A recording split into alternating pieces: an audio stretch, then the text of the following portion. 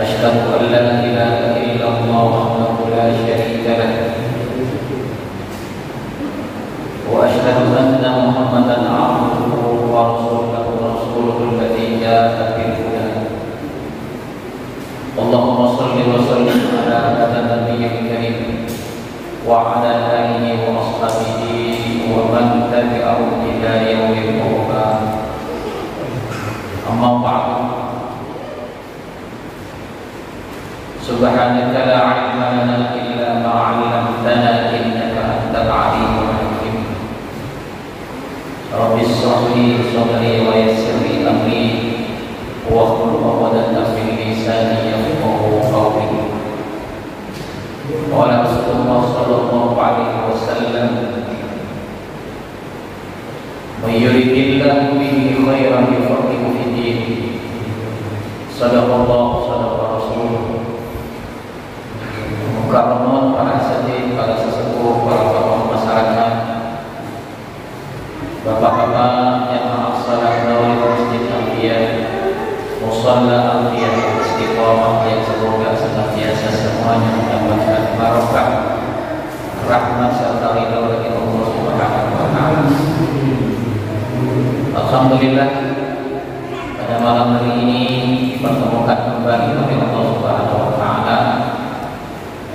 Insyaallah sebagaimana amanah yang diberikan kepada saya, insyaallah kita akan membahas kajian tafsir Al-Quran. Tafsir Al-Quran ini sangat luas ya Pak ya. Karena tafsir itu bukan hanya ada ratusan tafsir. Tetapi untuk taklim ibarat bimbingan seperti kita, karena ini bukan di pesantren namanya. Jadi yang terpenting kita akan mendapatkan inti daripada makna-makna Al-Quran melalui penjelasan atau penafsiran yang diberikan oleh para ulama di tafsir.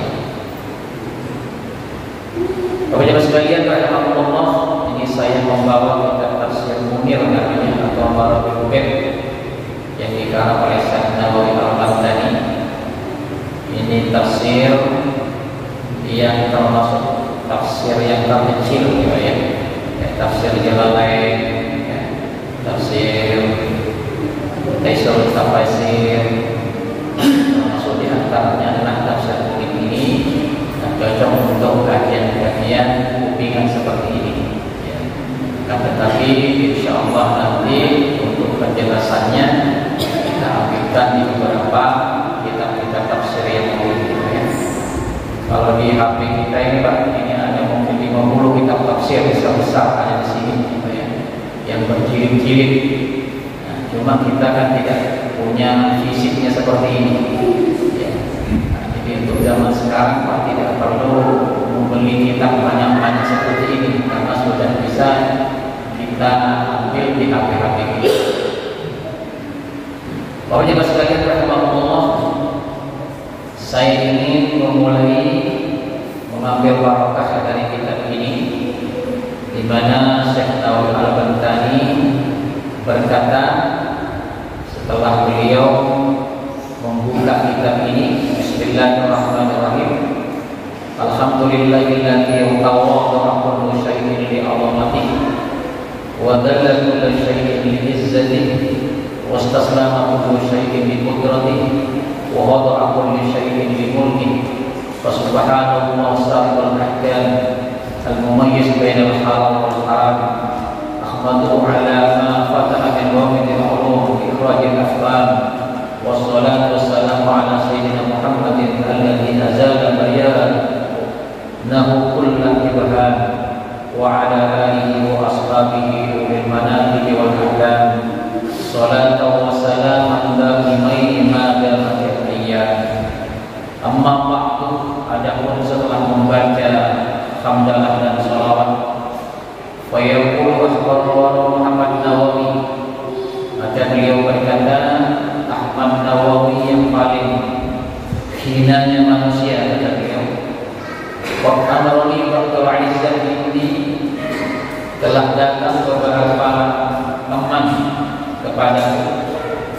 aktub tafsiran lil Qur'anil Majid, untuk menulis sebuah tafsir untuk Quran. Wa taraddadtu fi dzalika fi zamanan tawilan, maka aku kemudian berada dalam keraguan untuk menulisnya dan kebimbangan dalam masa yang cukup lama. Khaufan min ad-dukhul fi qoulihi sallallahu alaihi wasallam, karena khawatir termasuk dalam sabda Rasulullah sallallahu alaihi wasallam, man qala fil Qur'an bi ra'sihi bi ra'yihi fa asaba faqad ahqa. Barang siapa yang menjelaskan Al-Qur'an, menafsiri Al-Quran bira'yihi, dengan pikirannya sendiri, dengan pemikirannya sendiri, fa'asaba, benar dari pemikirannya itu, waqad akhta'a, maka dia pun termasuk masih keliru, masih salah. Kenapa? Karena Al-Quran ini kan kalamullah, sementara tafsir itu penjelasan otak manusia. Antara wahyu Allah dengan otak manusia ini kan tidak sebanding. Mana mungkin wahyu yang datang dari sisi Allah ditafsiri oleh hambanya yang otaknya, yang akalnya itu terbatas. Maka kata Rasulullah, barang siapa yang menafsiri Al-Quran dengan pemikirannya sendiri, ya, tidak dengan hadis Rasulullah, tidak dengan ayat ke ayat yang lain, maka walaupun benar dia tetap keliru, walaupun benar dia tetap salah. Makanya beliau khawatir dan takut jika diminta oleh teman-temannya untuk menuliskan satu kitab tafsir. Wa fi qoulihi sallallahu alaihi wasallam, begitu juga sabda Rasulullah yang lain, man qala fil Qur'an bi ra'yihi falyatazawwaj maq'adahu minan nar. Barang siapa yang menjelaskan menafsir Al-Quran dengan pikirannya sendiri, dengan pendapatnya sendiri, maka carilah tempat duduknya di dalam api neraka. Carilah tempat duduknya di dalam api neraka. Makanya kalau kita ya sebagai orang awam ya, atau mungkin para ulama, itu sifatnya tadabbur, bukan tafsir. Karena ada ayat yang mengatakan afala yatadabbaruna al-Qur'an am 'ala qulubin aqfaluha. Apakah kalian tidak merenungkan isi kandungan Al-Qur'an, atau sudah terkunci hatimu, kata Allah. Jadi bukan tafsir. Kalau tafsir itu harus ditafsiri dengan ayat, ayat ditafsiri dengan ayat. Yang kedua, ayat ditafsiri dengan hadis. Kemudian yang ketiga, ayat ditafsiri oleh pendapat para sahabat yang memang selalu bersama Rasulullah hari-hari.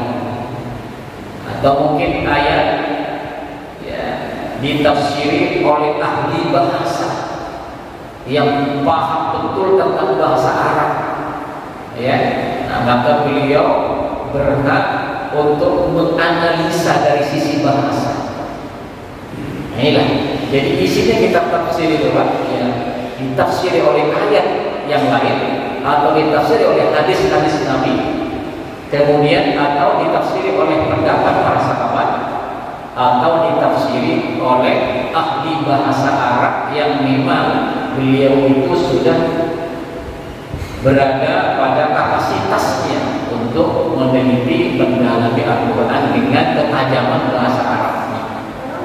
Inilah muncul ahli-ahli tafsir seperti misalnya Imam Jalaluddin As-Suyuti yang kemudian melahirkan tafsir Jalalain. Ketika di pertengahan mengarang kitab, beliau meninggal dunia, diteruskan juga oleh Jalaluddin Al-Mahalli, ya, temannya, sama-sama Jalaluddin. Maka itu dua Jalal, maka kemudian dinamai tafsir Jalalain, tafsir yang dikarang oleh dua Jalaluddin. Karena memang beliau itu ingin meringkas, karena Syekh Imam As-Suyuti itu telah mengarang tafsir yang sangat besar, berjilid-jilid, namanya Durrul Mansur, ya, di HP ini ada. kitab tafsir Nurul Mansur itu berjilid-jilid. Itu penafsiran ayat dan hadis itu banyak sekali berjilid-jilid. Nah, cuma itu kan untuk referensi, ya Pak ya. Tapi kalau untuk kajian seperti ini yang butuh waktu singkat itu kan memerlukan kitab-kitab kecil. Itulah namanya ulama. Ada tafsir-tafsir yang sengaja kayak Jalalain itu, bukan berarti mereka tidak mampu, tapi karena mereka sudah mengarang terlalu banyak kitab, ya, kemudian ingin mempermudah, kemudian pendek-pendekkan saja untuk orang-orang awam yang kapasitasnya itu bukan di pesantren, bukan di perguruan tinggi, tapi untuk memahami ayat untuk diamalkan dalam kehidupan. Fa'ajabtuhum ila dzalik, maka aku kabulkan permintaan mereka, jadi tidak bisa kita ini karena mengikuti pada ulama-ulama terdahulu di dalam menulis ilmu, dibawaan ala khalqi, supaya ilmu itu menjadi langgam untuk generasi berikutnya. Wa laisa 'ala fihi mazid, cuma kata beliau, aku tidak menambah-nambah. Walakin di kulli zamanin tajdid, tapi setiap zaman itu ada pembahasan. Setiap zaman ada pembahasan. Wa yakuna dzalika 'aunan li, supaya ini menolong untukku, walil muthinin mithli, dan bagi orang-orang yang bodoh seperti aku. Nah, jadi begitu tawadhu. Ini kitab ini biar untuk orang-orang, untuk menolong aku dan orang-orang yang pikirannya pendek seperti aku. Ini tawaduknya beliau, ya. Tawaduknya beliau. Waktu minal futuhat al-qiyah, ambil kitab ini dari kitab futuhat al-qiyah, wa min fatihil ghaib, bukan dari mafatihil ghaib, wa min sirajil munir, dan sirajil munir, wa min tarwil manbas, dan dari tarwil manbas. Jadi ulama dalam tafsir itu kan, mereka dari generasi ke generasi menyambung tafsir-tafsir yang lain. Ya, ada tambahan, ambil dari tafsir-tafsir sebelumnya, kemudian ada tambahan seperti itu. Karena mereka sangat merasa ilmunya tidak seberapa dengan ulama sebelumnya. Ya, dengan ulama sebelumnya, mereka hanya menyisipkan beberapa yang mungkin menurut mereka perlu di zamannya, yang perlu di zamannya. Nah, inilah pembukaan dari beliau. Kemudian masuklah ke surat Al-Fatihah. Suratul Fatihah Makkiyatun wa Madinatun sab'a ayatin. Ini adalah surat Fatihah Makkiyatun, diturunkan di Mekah, atau Madaniyatun, atau ada yang mengatakan turun di Madinah, sab'a ayatin. Ayatnya itu ada 7 ayat. Wasabi'ah, adapun ayat yang ke-7, suratul ladzina ila akhirih. Siratal ladzina an'amta 'alaihim ghairil maghdubi 'alaihim waladdallin. In kanatil basmalah minha, kalau lafaz basmalah itu bagian dari Fatihah. Beliau langsung membahas hal ini, ya. Jadi ulama berbeda pendapat. Ada yang mengatakan apakah Bismillah itu bagian dari Fatihah atau dia adalah ayat tersendiri, seperti di dalam surat-surat yang lain. Al-Baqarah diawali dengan Bismillah, Ali Imran diawali dengan Bismillah. Apakah Fatihah itu diawali dengan Bismillah sebagai ayat terpisah, atau dia merupakan ayat bagian daripada ayat Fatihah? Itu ayat. Maka kata beliau, kalau dimasukkan dalam ayat di dalam Fatihah, berarti ayat pertama, maka ayat yang ke-7 adalah siratal ladzina an'amta 'alaihim ghairil maghdubi 'alaihim waladdallin. Wa illam takun minha, apabila Bismillah itu bukan bagian daripada Fatihah, fasabi'ah, maka ayat yang ke-7 ghairil maghdubi 'alaihim waladdallin. Makanya kalau Imam Malik, Pak, Bismillah itu bukan bagian dari Fatihah. Imam Malik. Jadi Fatihah itu Alhamdulillahirabbil alamin langsung. Bismillah itu hanyalah ayat tersendiri seperti surat-surat yang lain. Nah, makanya mazhab Malik, kalau Imam Malik tidak pakai Bismillah. Adapun Imam Ahmad bin Hanbal, Imam Hanafi, dia mengatakan bagian daripada ayat Al-Fatihah, cuma tidak dijaharkan. Bismillahirrahmanirrahim. Alhamdulillahirabbil alamin. Seperti Imam Makkah Madinah, dia baca Fatihah, bismillahnya tidak dijaharkan. Walaupun mereka meyakini bismillah itu bagian dari Fatihah. Nah, adapun mazhab Syafi'i dijaharkan, ya, sesuai dengan beberapa hadis juga yang dipraktekkan oleh sebagian besar para sahabat, ya. Jadi bismillahnya dijaharkan. Nah, kalau dijaharkan berarti Bismillahirrahmanirrahim ayat pertama, Alhamdulillahirabbil alamin ayat kedua, Ar-Rahmanirrahim ayat ketiga, Maliki yaumiddin ayat keempat, Iyyaka na'budu wa iyyaka nasta'in ayat kelima, Ihdinas siratal mustaqim ayat ke-6, ayat ke-7, Siratal ladzina an'amta 'alaihim ghairil maghdubi 'alaihim waladdallin.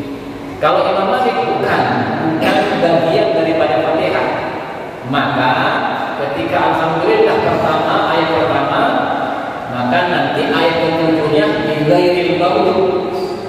Alhamdulillahirabbil alamin arrahmanirrahim maliki yaumiddin iyyaka na'budu wa iyyaka nasta'in ihdinas siratal mustaqim siratal ladzina an'amta 'alaihim ghairil maghdubi 'alaihim waladdallin. Fatihah ayatnya 7 ayat. Perbedaan pendapat, bismillah apakah merupakan bagian dari Fatihah? Kalau bagian Fatihah, maka ayatnya ketujuhnya siratal ladzina an'amta 'alaihim ghairil maghdubi 'alaihim waladdallin. Tapi kalau bukan bagian dari Fatihah, dari Alhamdulillah, maka ayat ketujuhnya ghairil maghdubi 'alaihim waladdallin. Wa hiya mustamilatun ala arba'ati anwa'in minal ulum. Fatihah itu di dalamnya memuat 4 bagian daripada ilmu Al-Qur'an. Ya. Jadi dalam Fatihah itu mengandung 4 bagian ilmu. Ahadwa ilmu usul, yang pertama adalah ilmu akidah, ilmu asas, ilmu usul, ilmu akal. Ya, di sini kita akan membahas Al-Quran itu adalah kitab yang didahului oleh surat Al-Fatihah yang disebut dengan Ummul Quran. Ibunya Al-Quran, ibunya Al-Quran. Nah, Al-Quran ini memiliki pembuka Al-Fatihah.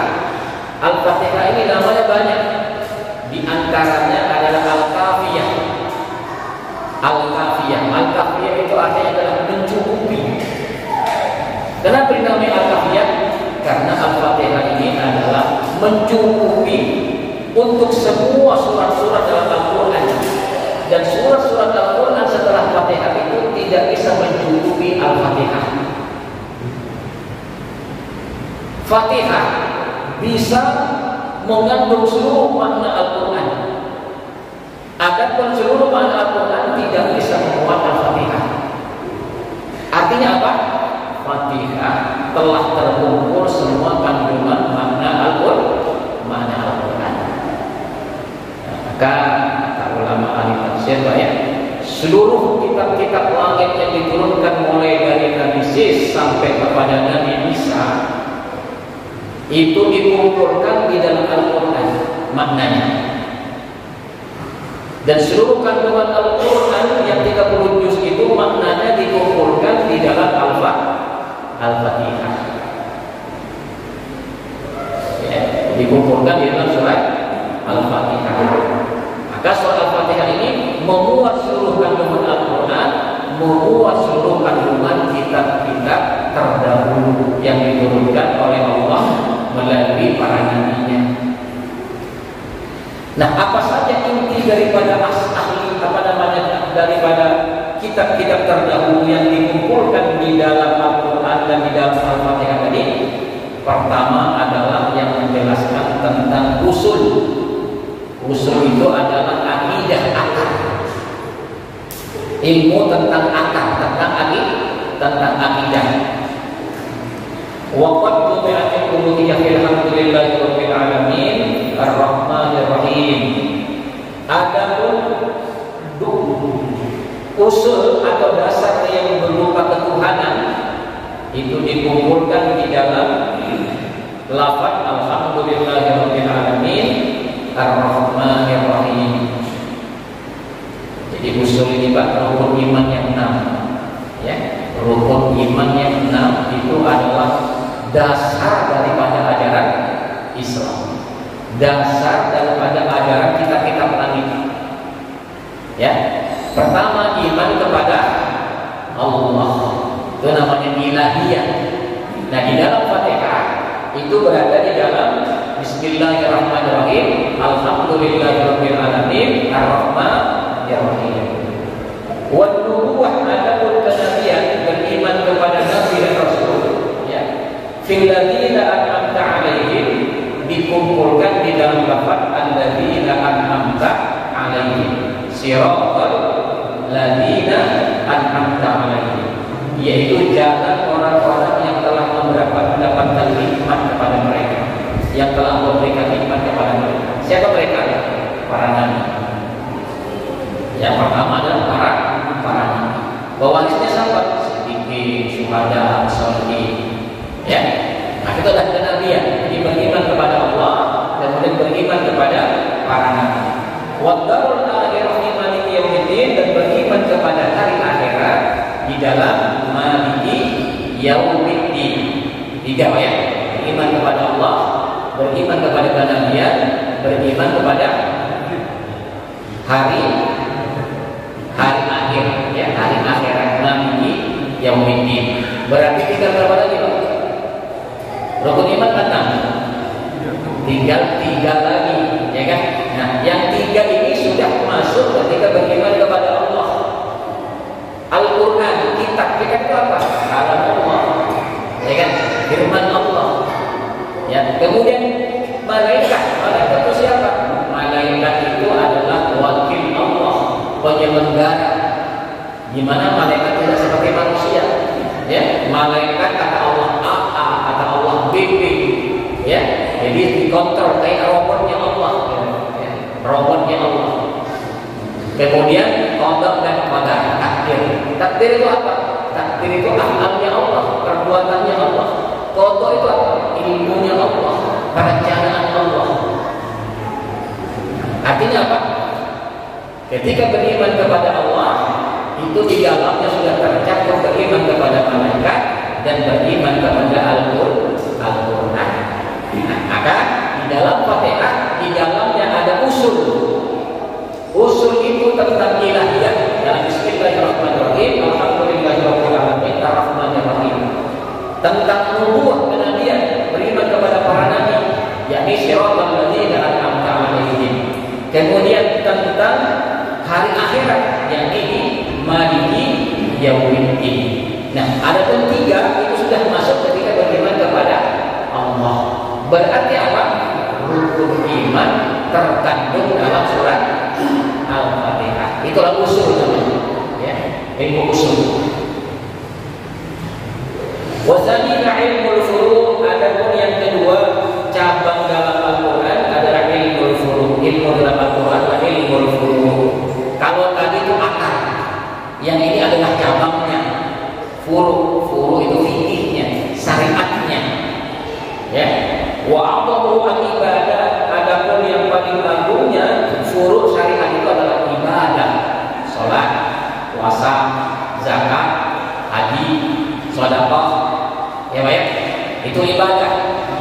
Wa hiya maliyatun, ibadah itu ada yang ibadah dengan harta, wa badaniyatun, dan ibadah dengan badan. Ya, zakat ibadah dengan harta, sholat ibadah dengan badan, harta juga dengan pakaiannya yang dipakai. Adapun haji itu ibadah dengan harta dan badan, gitu ya. Begitu juga misalnya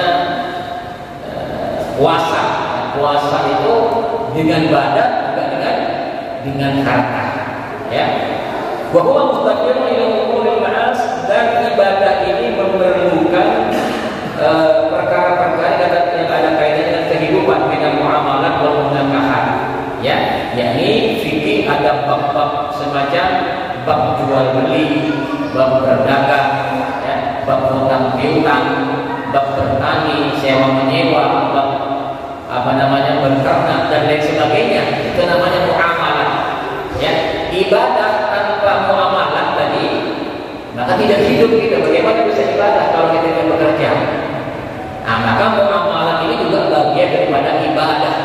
Ibadah yang tidak langsung, ibadah yang tidak mahdhah. Wal munakahat, begitu juga pernikahan, ya kan?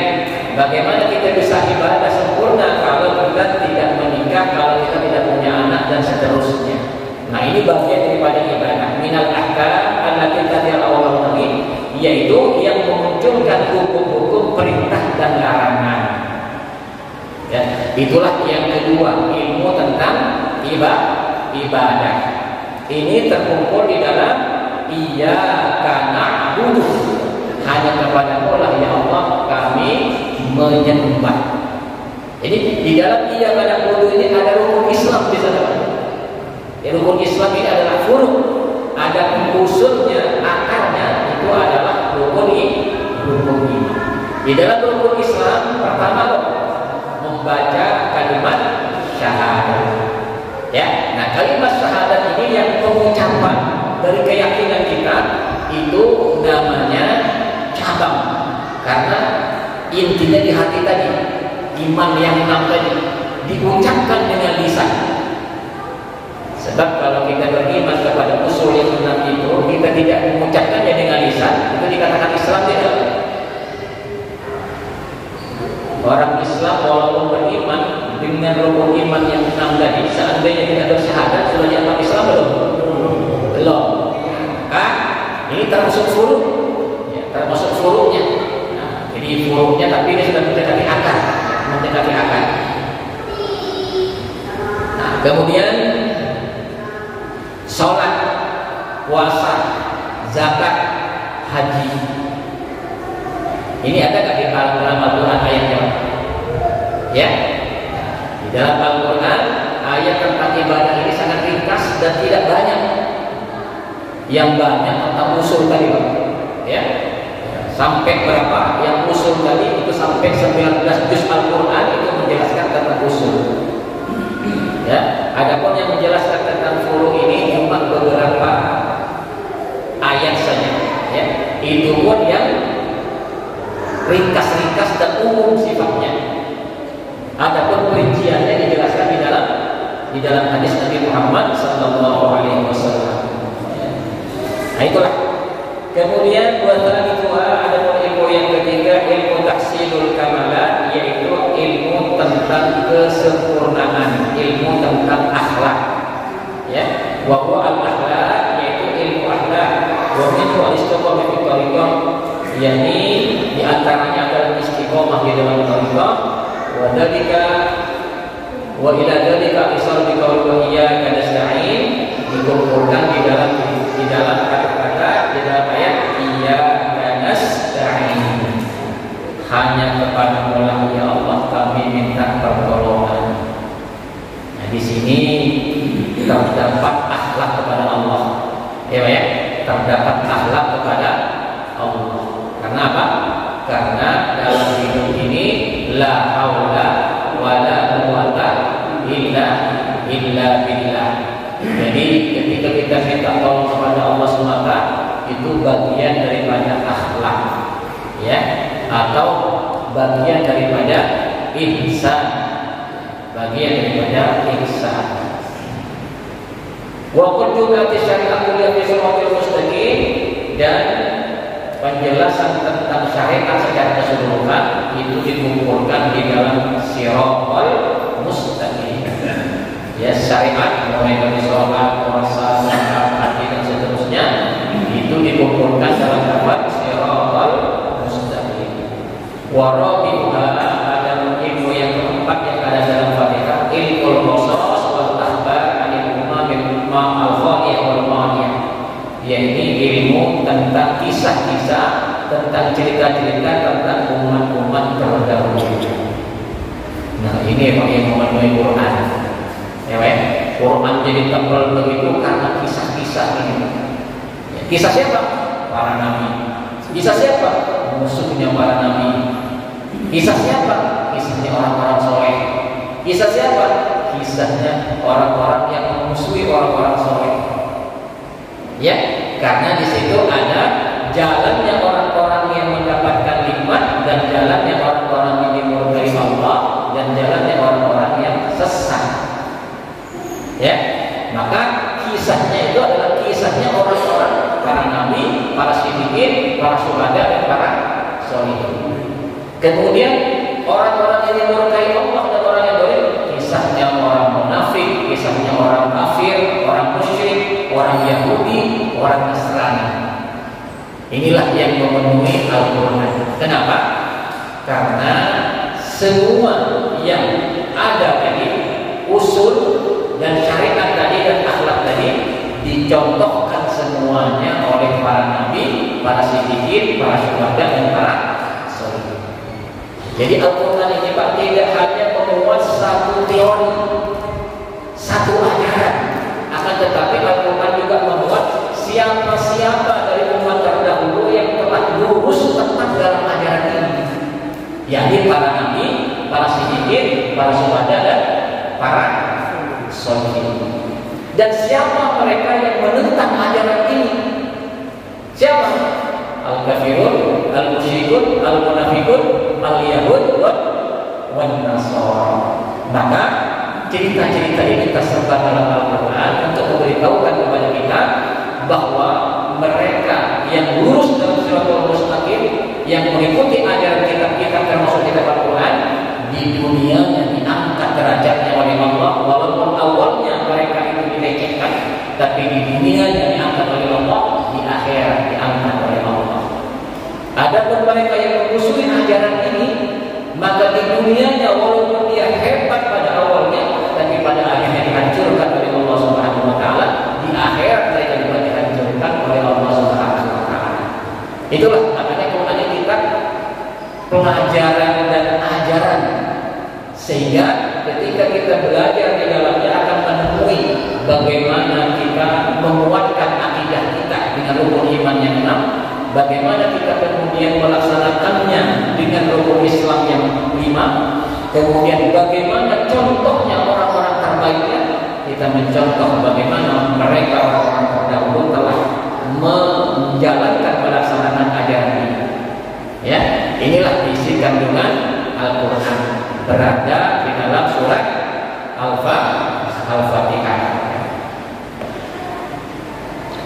Wa qadimati syuhada min al-anbiya wa ghairihim, dan orang-orang yang selamat, sukses dan bahagia telah dikumpulkan di antara para nabi, para siddiqin, dikumpulkan dalam ghairil adalah siratal ladzina an'amta 'alaihim wal asqiya wal orang-orang yang celaka minal kufar, di antara orang-orang kafir, fil maghdubi 'alaihim waladdallin, yakni dikumpulkan di dalam ayat ghairil maghdubi 'alaihim waladdallin. Dengan demikian, Bapak sekalian, ketika kita telah memahami 4 ilmu ini, itu berarti kita telah memahami seluruh isi kandungan Al-Quran. Kalau kita telah memahami isi seluruh surat Al-Quran itu, berarti kita telah memahami seluruh isi kandungan kitab-kitab langit yang pernah diturunkan oleh Allah kepada para nabinya sebelum Al-Quran. Maka ketika kita ngaji tafsir, kita harus paham Fatihah dulu. Kita harus paham Fatihah dulu. Kenapa? Karena surat-surat dan ayat-ayat setelah Fatihah itu termasuk menafsiri surat Fatihah. Ya, termasuk tafsirnya surat Fatihah. Nah, kalau surat Fatihah ini sudah jelas alurnya, garis besar. Ya, Pak, ya? Garis besar di situ. 4 ilmu tadi sudah ada di situ. Maka ketika kita baca Al-Quran ini nampaknya kayak berantakan, Benar nggak? Nah, kenapa? Karena Al-Quran itu sifatnya pengulangan, repetisi, supaya kita mengulang-ulang, ya, mengulang-ulang tentang Allah, mengulang-ulang tentang para nabi, mengulang-ulang tentang isi kandungan Al-Quran yang lain. Itu diulang-ulang, ya, sehingga antara ayat satu ayat berikutnya itu terus jadi pengulangan-pengulangan. Untuk apa? Untuk menjelaskan isi kandungan surat Al-Fatihah tadi.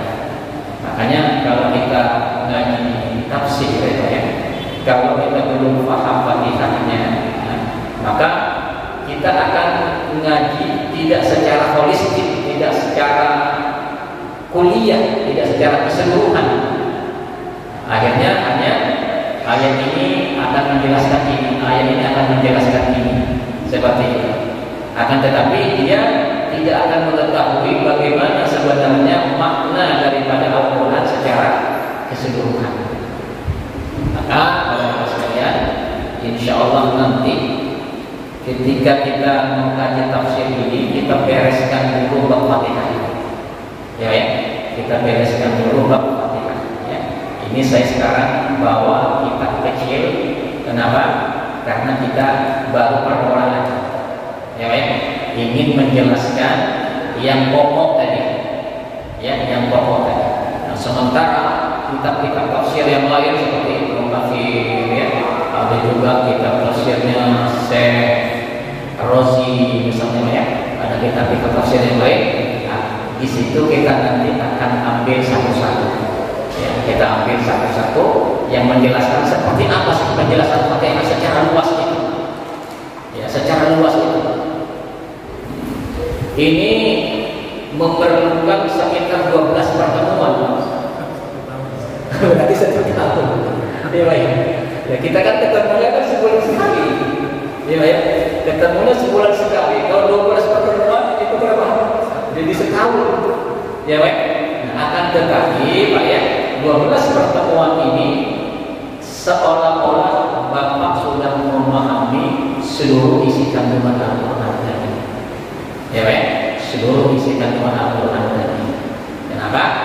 Kalau kita ngaji tafsir langsung kepada ayat-ayat setelahnya, ya, itu kita hanya menemukan makna-makna yang terpisah nantinya.